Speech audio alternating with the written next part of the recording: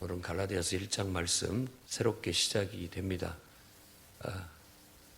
로마서, 고린도 전후서, 그리고 갈라디아서 이렇게 신약 성경의 편지가 서신서가 이렇게 정리가 된 것은 일단은 바울 서신이 앞에 있고 그 다음에 그 나머지 사람들의 서신이 뒤에 있습니다. 그래서 나머지를 공동 서신이라고 하고 바울이 기록한 서신들이 로마서부터 이제 쭉 나아가게 되는데 그 편지를 쓴 순서대로가 아니라 편지를 먼저 써서 로마서가 나오고 그 다음에 고린도 전후서가 나오고 이런 게 아니라 길이에 따라서, 그러니까 문서의 길이에 따라서, 양에 따라서 많은 것인 로마서가 앞에 오고 그 다음에 고린도 전서 후서가 오고 그 다음에 갈라디아서가 옵니다. 그러고 보면 이제 여러분 갈라디아서부터는 6장으로 가고 그 뒤에 가보면 4장에 줄어듭니다. 그 다음에 이제 바울이 교회에다 쓴 서신이 있고 사람한테 쓴 게 있어요.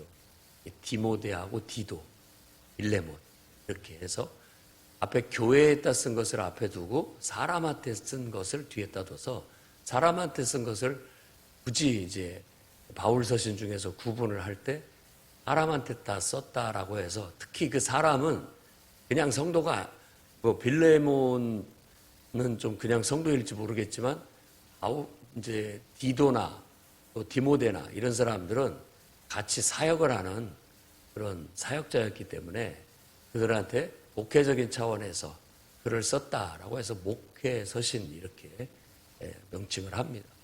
그런 식으로 구분을 해서 이해를 하면 도움이 되리라고 생각이 듭니다.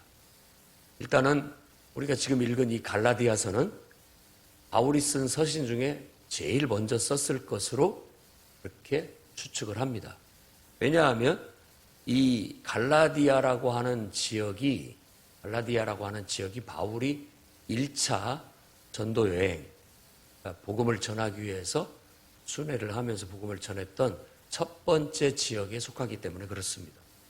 그래서 사도행전 13장부터 13장, 14장 이렇게 나타나 있는 1차 전도 여행 때 사도행전과 병행해서 읽으면 도움이 되리라고 생각됩니다.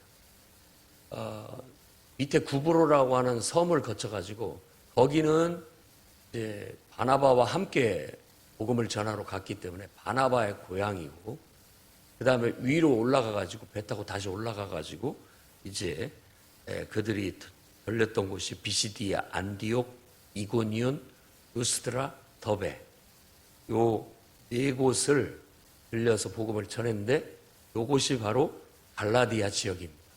이 갈라디아라고 한다면은 로마가 그때 지배하고 있었기 때문에 로마가 정한 행정구역이에요. 우리로 말하자면 충청남도 이런 거와 같은 거죠. 충청남도에 여러 도시들이 있는 것처럼 공주도 있고 부여도 있고 청양도 있고 이런 식으로 충청남도에 있는 것처럼 갈라디아 지역에 비시디아, 안디옥, 이고니온, 루스드라, 더베 이런 도시가 있었고 그곳에 들려서 복음을 전했던 거예요. 여러분이 유심하게 읽었다면 갈라디아 교회라고 안 하고 갈라디아 교회들이라고 편지를 썼다는 걸 알 수 있습니다. 그러니까 바로 그 갈라디아라고 하는 우리로 말한다면 충청남도 교회들 이렇게 하면 자기가 전도했던 곳이 이 네 곳이니까 비시디아, 안디옥, 이고니온, 루스드라, 더베 특히 루스드라에서 복음을 전했을 때는 거기에서 디모데라고 하는 바로 그 청년 일꾼을 얻게 되었던 것으로 유명할 뿐만 아니라 그 루스드라에서 안디옥하고 이고니온에서 유대인들이 쫓아와가지고 돌로 쳐서 바울을 거의 죽었다고 기록이 돼 있는데 사도행전을 읽어보면 돌에 맞아서 죽었어요. 근데 이제 그 형제들이 와가지고 바울을 이렇게 보니까 살아있어서 다시 데리고 갔다. 그래가지고 거기서 살아나서 더베로 갔다가 다시 이제 되돌아오면서 다시 그 교회마다, 전도한 교회마다 들렸다가 원래 파송했던 시리아 안디옥, 우리가 바울이 파송받은 안디옥 교회는 시리아, 지금 시리아에 있는 안디옥이라고 하는 도시에서 파송을 받았죠. 그 교회에서. 안디옥이라는 이름이 여러 군데에서 안디옥이라고 나오는데, 안티오쿠스라고 하는 그 황제가 세운 신도시예요. 우리도 뭐 세종시 하면은 그 왕 이름을 따서 세종시라고 이렇게 부르는 것처럼, 미국도 뭐 워싱턴 하면 워싱턴이라고 하는 인물의 이름을 따서 도시 이름을 지은 것처럼, 그 위대한 왕들은, 황제들은 자기 이름을 두고 싶어가지고 신도시를 만들면 그 도시 이름을 자기 이름이라고 한 거예요. 가이사라라고 하는 것도 마찬가지입니다. 로마를 통일하고 했던 유명한 그 사람 이름이 가이사예요. 그러니까 가이사라고 이름을 짓는데, 가이사리아는 가이사의 도시 이름을 그렇게 짓게 되는 겁니다. 아무튼 그렇게 해서 이 갈라디아 지역이 1차 선교를 통해서 세워진 곳이기 때문에 아마 편지를 썼어도 바울이 갈라디아 지역에 제일 먼저 쓰지 않았을까, 그렇게 추측을 합니다. 누구도 모르죠, 언제 썼는지. 그러나 이제 이렇게 전체적으로 따져봤을 때, 여러 가지 암시적인 것들을 통해서 봤을 때, 갈라디아 지역은 맨 먼저 1차 전도 여행 때 들려서 복음을 전했던 곳이고, 그곳에 이제 현실적인 문제,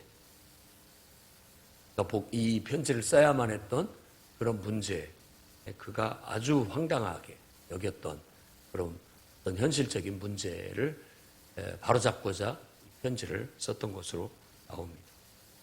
갈라디아라고 하는 그 명칭은 원래 하얗다 이런 뜻을 갖고 있다고 해요.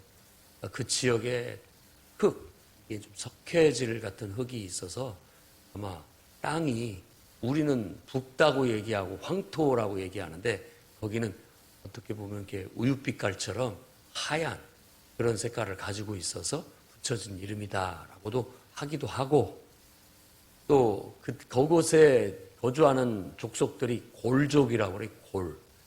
골인데 이제 그 골에서부터 유래가 돼가지고 그것이 갈라디아인이라는 그런 명칭도 나온 것이다, 그렇게 보기도 합니다. 어찌됐든 사람이든 또 땅이든 뭔가 하얀 그런 어떤 것이 특징이 돼서 붙여진 이름이라고 생각하면 되겠습니다. 그곳은 이 예루살렘처럼 700m에서 1000m 정도의 고원지대입니다. 고지대. 상당히 높은 지대의 도시들이 형성된 그런 마을이라고 볼 수 있습니다. 아무튼 이곳에 복음을 사도 바울은 목숨 걸고 전했고, 그 다음에 들려오는 소식이, 그들이 자기가 전한 예수를, 자기가 전한 복음을 분명하게 전했는데 들리는 소문이, 다른 사람들이 와서 특히 유대인 그리스도인들이 와가지고 예수만 믿어서는 안 된다, 아브라함의 자손이 되려면 할례를 받아야 된다, 먼저 유대인이 되고 그 다음에 그리스도인이 되라는 그런 말을 전했던 거예요. 그것 때문에 사실 사도 바울이 6절 말씀 보면 내가 이상하게 여긴다라고 했는데, 이것이 썩 좋은 말이 아닙니다. 너 참 이상하다, 이게 좋은 말이 아닌 거예요. 약간 기분이 나빠서 하는 말입니다. 너 참 이상하다, 왜 그러냐 도대체, 라고 이렇게 상대방에 대해서 약간의 비난성이 들어가 있고 따지고 묻는 그런 의미를 갖고 있어요. 그것이 바로 이 서신을 작성한 동기가 됐고, 그 갈라디아 교회 성도들이 뭔가에 영향을 받아서 자기가 전한 복음의 어떤 약간의 변질, 여기서 말하는 복음을 변하게 하려 한다라고 하는 그런 어떤 위험을 느끼고 바로 이 편지를 쓰게 됐다는 걸 알 수 있습니다. 6절에서 10절에는 아주 단호합니다. 너희가 어떻게 그리스도의 은혜로 너희를 부르신 일을 이같이 속히 떠나느냐. 그럴 수가 있냔 말이다. 이렇게 막 굉장하게 화가 나서 얘기하는 것 같습니다. 다른 복음은 없다. 어떤 사람들이 너희를 교란하려고 그리스도의 복음을 변하려 한다. 이 변하려 한다라는 건 바꾸려고 한다라고 그렇게 말합니다. 하늘로부터 온 천사라 할지라도 우리가 너에게 전한 것에서 벗어나서 복음을 전한다면 저주가 있으리라. 이 말은 저주한다 이런 뜻입니다. 그냥 완전히 저주를 퍼붓고 있는 거예요, 지금. 저주를 받을지어다 라고 그렇게 말함으로써 아주 강경하게 얘기를 말하는 것. 너희가 받은 것을 너희 또한 너희가 받은 것에서 벗어나서 전도하게 된다면 너희도 저주받는다. 이렇게 강경하게 얘기를 하고 있습니다. 내가 사람에게 좋게 하랴 하나님께 좋게 하랴. 이 좋게 한다라는 말은 내가 사람들한테 가서 설득을 하겠느냐, 사람을 설득을 해야 맞냐, 하나님을 설득해야 맞냐. 설득이라는 단어를 여기서는 좋게 하랴라는 말로 번역을 한 거예요. 그러니까 내가 사람한테 가서 설득을 하는 게 맞냐, 하나님을 설득을 하는 게 맞냐. 그럼 이 말은 무슨 말이냐면 하나님을 바꿀 수는 없다. 사람이 바뀌어야지. 이런 의미입니다. 그게 어떻게 보면 바울이 말씀 사역을 하는, 복음 사역을 하는 어떻게 보면 원칙이에요, 원칙. 내가 사람을 좋게 하랴, 하나님을 좋게 하랴. 내가 하나님 앞에 가서 사람들이 그러는데 이렇게 하시면 안 되십니다. 하나님 바꾸십시오. 이렇게 말하는 입장이 아니다라는 거예요. 하나님께 들은 말을 사람들을 설득해서 여러분 하나님이 말씀하셨는데 여러분 그러면 안 됩니다. 사람을 설득해야 맞죠. 그러니까 자기가 누구의 종인 것을 분명하게 밝히는 것이라고 말할 수 있는 것입니다. 그리고 사람에게 기쁨을 주랴. 이 말은 이 기쁨을 주랴라고 번역하는 것은 호의, 사람한테 내가 호의를 베풀랴라는 뜻입니다. 내가 지금까지 사람들을 기쁘게 하였다면 내가 그리스도의 종이 아니다. 이 말뜻을 분명히 이해하고 오늘날 교회 안에서도 모든 일꾼들은 이 정신에 투철해야 됩니다. 내가 사람들 비유 맞추고 사람들에게 호의적으로 대한다면 나는 그리스도의 종이 아니에요. 내가 그리스도의 종으로서 사람을 섬기는 것이지 사람의 종이 아니라는 거예요. 옛날에 어떤 목사님께서 뉴욕에 부흥회를 갔는데 뉴욕에서 이제 한인들 목회를 하다 보니까 그곳에서 한인 목회가 그렇게 썩 쉽지 않습니다. 저도 가서 봤는데 마음고생들을 참 많이 해요. 이제 그곳에 와서 일단에 한국인들이 모여서 살면서 자기들끼리 이제 단합하고 또 도움받기 위해서 교회를 오는데 진실한 믿음도 그렇게 많지가 않고 그래도 이제 한국 사람들끼리 어울리려고 오려는 사람들도 많을 뿐만 아니라 그러다 보니까 이제 와가지고 막 정착을 하려는데 도와줘야 되는 경우들이 많아요. 목회자들이 먼저 와서 목회를 하다 보니까 이제 새로 이민 온 사람들을 어떻게든지 도와줘야 되잖아요. 집 문제, 차 문제, 전화 문제, 또 아이들 학교 문제 이렇게 도와주고 또 그 나라는 슈퍼 한번 가려고 하면 쉽지가 않아요. 차를 타고 막 1시간 이상 막 시간 가야 있는 경우들도 많거든요. 그러니까 뭐가 필요하면 목회자들이 완전히 가가지고 그런 것도 막 사다가 도와주고 뭐 컴퓨터가 필요하면 컴퓨터를 어디 가서 사야 되는지 같이 가서 사주고 이러다 보니까는 이 목사님이 가서 그 부흥회를 하러 가봤더니 목사가 아니라 완전히 성도들을 종노릇을 하고 있더라는 거예요. 그냥 뭔가 필요하면 목사님 컴퓨터가 필요한데 어떻게 하면 좋을까요? 그러면 그거 제가 사다 드리겠습니다. 뭐 이런 식으로 해가지고 나중에 돈만 저한테 보내주시면 되겠습니다. 이런 일들을 하고 있는 것을 보고 부흥회에 가가지고 다른 설교 안 하고 성도들을 굉장히 꾸짖었다고 하더라고요. 여러분들 목사가 하나님 말씀을 전하고 복음을 전하는 하나님의 종인데 여러분들이 여러분 종부리듯이 하고 있다고 하면서 아무튼 성령의 감동이 있어서 전했는데 눈물 콧물 많이 쏟고 회개하는 역사가 일어났다고 해요. 항상 그렇습니다. 우리가 오늘 이 사도 바울이 말한 것처럼 그는 그리스도의 종이다. 제자가 됐든 교회 안에서 일꾼이 됐든 봉사를 할 때든 항상 우리가 사람을 기쁘게 하기 위해서 사람에게 호의를 인기를 얻기 위해서 주의 일을 하는 게 전혀 아니다. 우리는 오직 그리스도의 종으로서 우리 그리스도를 기쁘게 하고 또 하나님 말씀에 순종하고 하나님의 뜻을 행하기 위한 것이 궁극적인 본질이고 목적이지 다른 것이 절대 아니다. 그걸 분명히 해야 됩니다. 그러니까 성도들도 그런 자세로 신앙을 가져야 되고 목회자도 그런 자세로 신앙을 전하고 가르치고 해 나가야 된다라는 것. 그러면서 11절부터 이제 12절 이 중요한 내용인데 내가 전한 복음을 너희한테 알려주겠다. 다시 한번 가르치겠다. 이렇게 선언하면서 내가 가르쳐 전한 복음은 일단 알아야 할 것은 사람으로부터 나온 사람의 뜻이 아니다. 그리고 사람에게서 배운 것도 아니다. 이것을 강조하고 있습니다. 사람의 뜻이 아니다. 그리고 사람에게 배운 것도 아니다. 내가 가르치고 전하는 이 복음은 예수 그리스도의 계시로 가르침을 받은 것이다 하고 선언을 하고 있는 거예요. 이게 왜 중요하냐? 굉장히 중요한 문제입니다.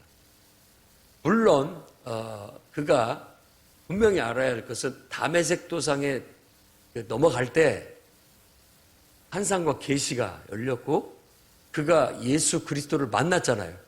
그리고 네가 핍박하는 예수다라는 계시, 그걸 통해서 한순간 뭔가를 깊이 깨달았고 고린도 후서에서 얘기한 것처럼 말할 수 없는 환상과 계시를 그가 받았다라고 그렇게 얘기를 하는데 오늘 말씀에서 지금 13절에서부터 24절까지 쭉 얘기하는 자기의 어떻게 보면 자기가 어떻게 예수 믿게 됐고 어떤 여정을 거쳐서 지금 이렇게 복음을 전하고 있는지를 쭉 자기 이력을 얘기하는 가운데서 지금 설명하고자 하는 목적은 뭐냐면 내가 깨달은 이 복음은 예수 그리스도의 계시에 근거하고 있다라고 말하고자 한 거예요. 누구한테 가서 배운 게 아니다. 물론 다메섹에서 바로 아나니아라는 사람한테 침례도 받았고 거기에서 안수받아서 성령도 받았습니다. 거기에 다메섹에 머물다가 복음을 전했을 때 사람들이 죽이려고 하니까 두레박을 타고 성을 빠져나가서 가게 되었는데 그 외의 일정에 대해서는 사도행전에서는 나오지 않지만 이 갈라디아서에서 그걸 얘기하고 있어요. 그 뒤로 자기는 예루살렘으로 안 갔다. 그럼 어디로 갔느냐? 아라비아로 갔다. 라고 그렇게 얘기를 합니다. 아라비아라는 뜻은 사막이라는 뜻이에요. 그러니까 그 아라비아 반도인데 구약으로 말하자면 미디안 광야. 모세가 그 자기 장인이 양떼 치고 있는 그곳이 바로 미디안 광야예요. 애굽에서 도망쳐가지고 갔던 곳이 그 아라비아 쪽에 있는 미디안 광야 쪽입니다. 요단강으로 본다면 이 동쪽이고 사해바다의 이 동쪽 지역에 아라비아라고 그렇게 말하는 곳인데 우리가 이 갈라디아서를 잘 읽어보면 4장 25절에 아라비아가 다시 한번 나오는데 이제 하갈에 대한 얘기를 할 때 사라와 하갈의 얘기를 할 때 아라비아에 있는 시내산이라는 언급이 나옵니다. 아라비아에 시내산이 있었고 그 시내산에서 바로 모세가 하나님을 만났죠. 시내산을 호렙산이라고도 합니다. 그곳에서 만난 것을 우리가 알 수가 있고, 사도 바울도 아라비아로 갔다고 하면 아마 그 시내산을 가지 않았을까, 그렇게 추측을 하는 겁니다. 아라비아로 갔는데 어디로 갔는지에 대해서는 자세한 언급을 하지 않고 있기 때문에 모르지만 4장 25절 보면 거기에 아라비아의 시내산을 언급하고 있기 때문에 그곳에 가서 모세가 하나님을 만났던 것, 그리고 또 우리가 잘 알고 있듯이 엘리야가 그 굴에서 하나님의 세미한 음성을 들었었죠.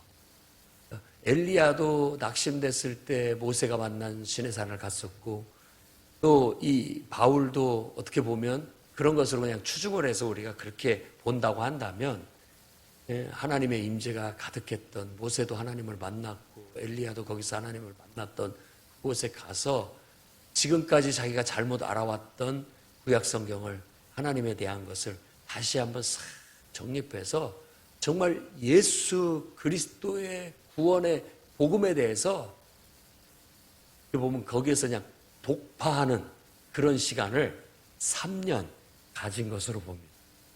그래서 보통 신대원이 3년입니다.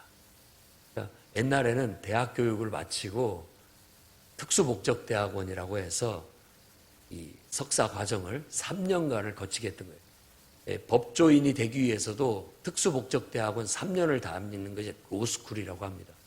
그러니까 우리도 목회자가 되기 위해서 특수목적대학원을 세우게 됐는데 그게 바로 MDB라고 하는 과정이에요. 마스터 오브 디바인이라고 해가지고 신성한 대가다, 이런 의미로 성직자가 되기 위해서 거쳐야 할 그런 과정을 3년 하게 됩니다. 일반 대학원은 2년인데 3년간을 배우게 해서 목회자로서 다듬어지게끔, 세워지게끔 만드는 것이라고 보는데, 뭐 연관성은 없습니다만은 사도 바울도 아라비아에 가서 3년 동안 정말 하나님 말씀을 파고 또 파고 기도하고 또 기도해서 정말 그가 예수 그리스도를 왜 믿어야 되고 하나님께서 이 시대에 예수 그리스도를 통해서 온 세상을 구원하신다라는 그 하나님의 뜻, 이걸 확실히 정립을 하고 돌아와서 다시 다메섹으로 왔다.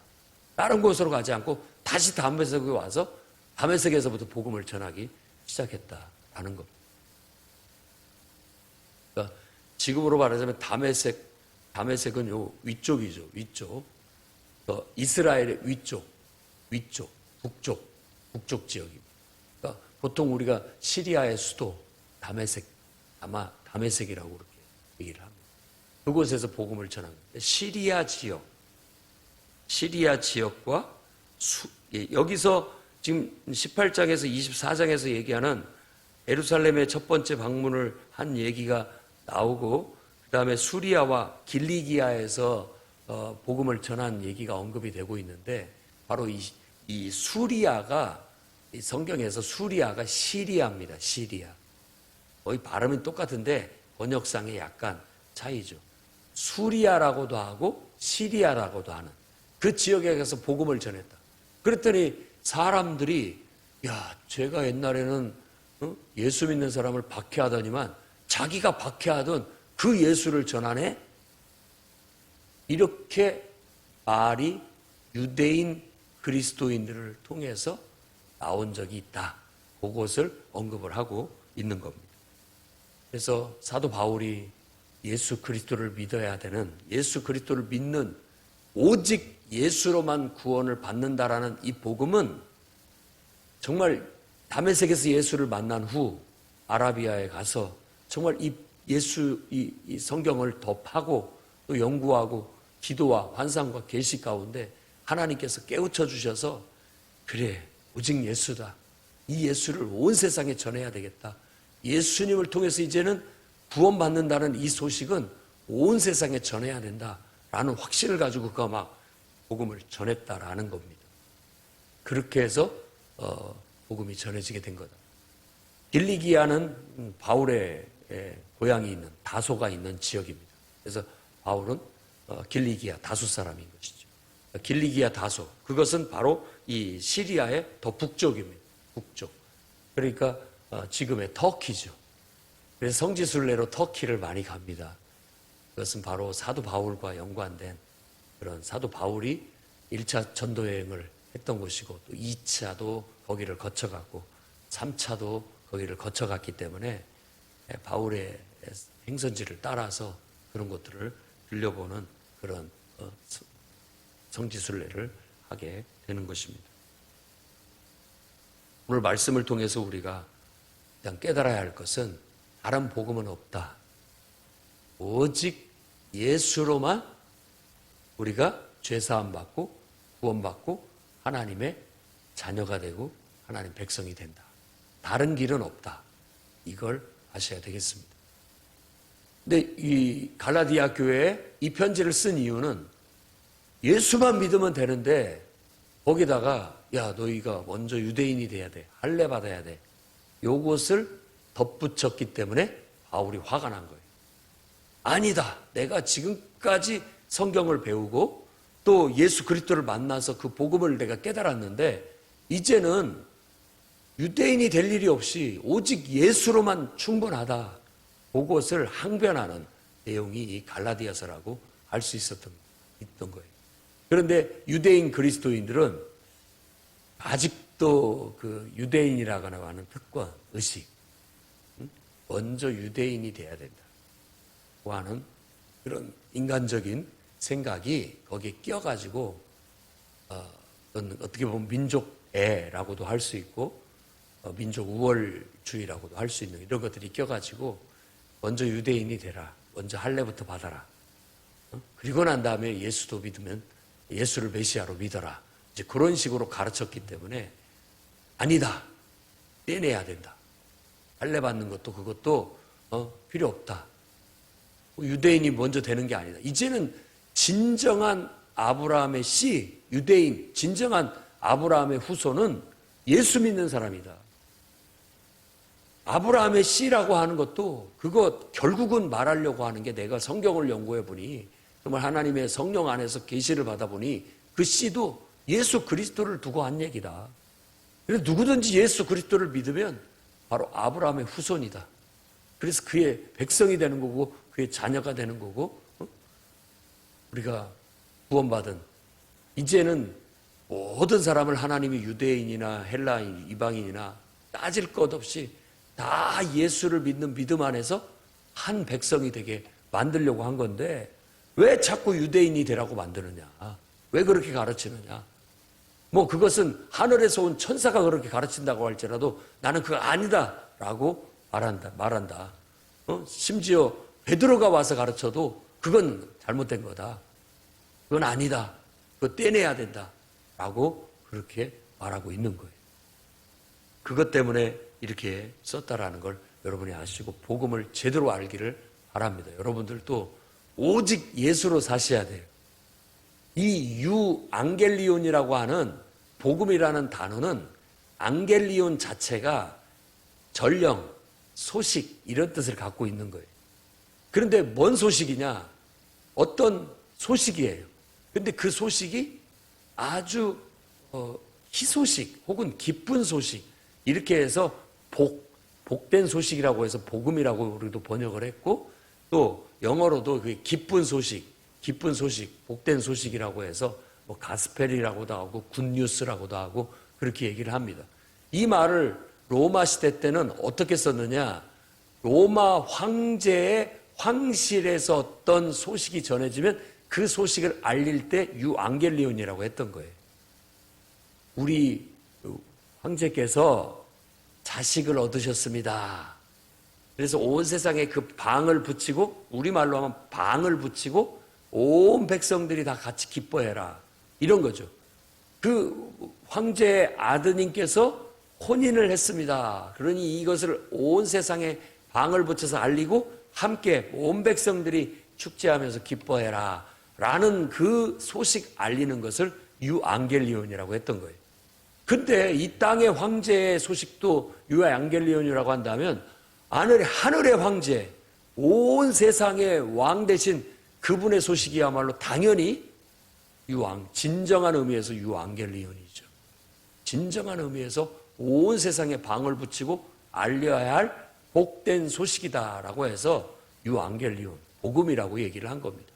그래서 바울은 곳곳마다 다니면서 이걸 방을 붙여서 알리듯이 온 세상이 다 알도록 해야 된다라는 사명감에 불타오르게 됐던 것입니다. 저는 그렇게 해서 목숨을 걸고 바로 이 갈라디아 지역에 가서도 복음을 전했고, 실제로 유대인들한테 미움을 사서 자꾸만 유대인 될 필요 없다고 하고 예수만 믿으면 된다고 하니까 유대인들한테 미움을 사가지고 돌을 맞아 죽는 일까지 겪게 되었던 거예요. 하지만 지금은 이제 그의 가르침이 뭔지를 알게 됐고, 온 세상 사람들이 바로 바울이 깨달았던 그 예수를 다 알게 됐고, 오직 예수로만 구원을 받는다라는 이 복음은 이제 당연한 사실이 되었던 거예요.